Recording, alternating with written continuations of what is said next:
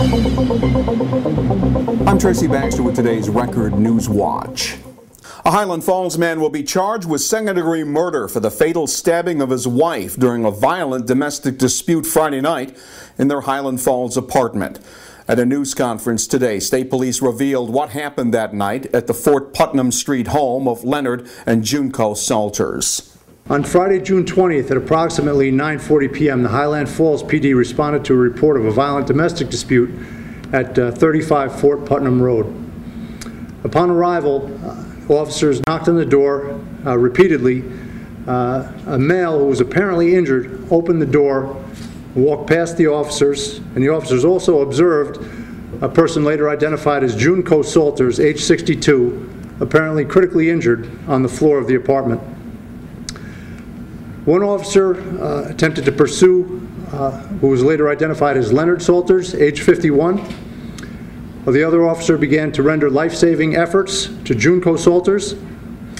Both officers ultimately continued life-saving efforts, and approximately 10 minutes after their arrival, Junco Salters was transported via ambulance to St. Luke's Cornwall Hospital, where she's pronounced dead. Her visible injuries were multiple stab wounds. Leonard Salters was taken into custody Saturday morning after he'd crashed his car in Irvington, New Jersey. He's currently in critical but stable condition at Rutgers University Medical Center.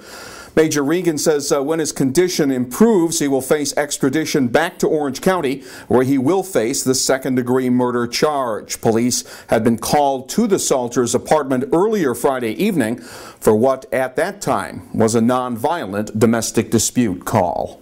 A Saugerties mother has been charged with endangering the welfare of a child after police say she drove her teenage daughter and two other girls to a local field so her 14-year-old daughter and her companions could start a fist fight and beat up another girl.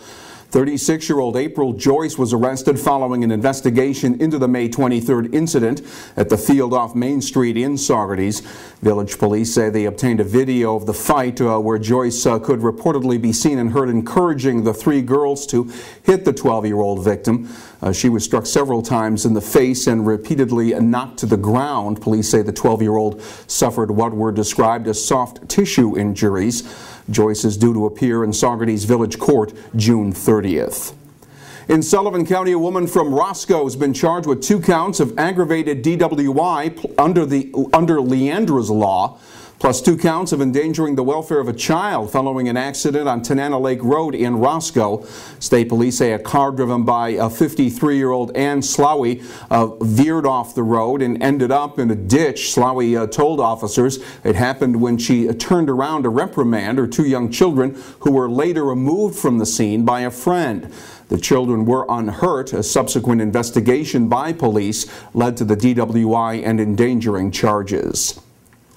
Officials gathered at Mount St. Mary College in Newburgh today to announce that the college plans to partner with ICANN New York, a Hudson Valley-based business incubator and accelerator, in order to launch Startup Newburgh with the goal of aiding Newburgh's economic development through creation of new job opportunities. It's about business. It's about technology. It's about business. It's about business growth.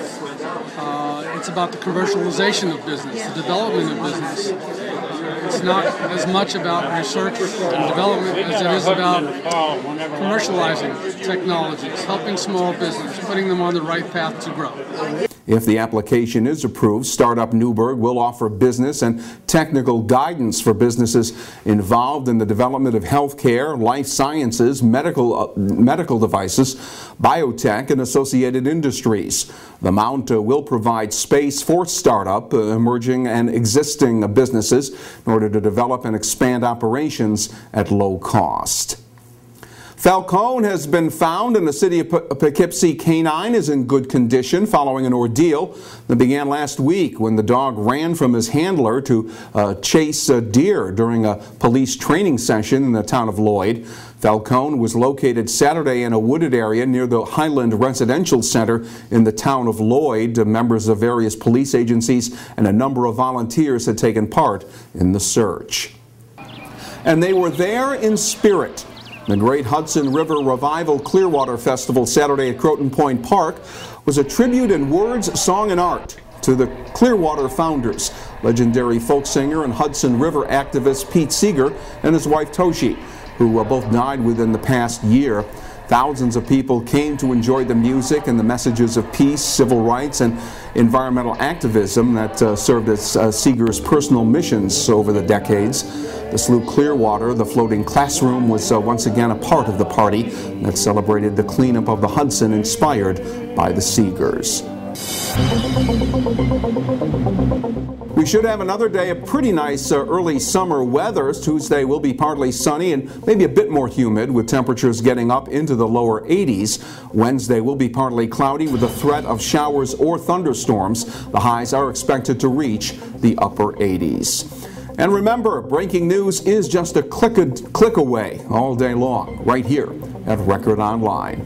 For Record Newswatch, I'm Tracy Baxter.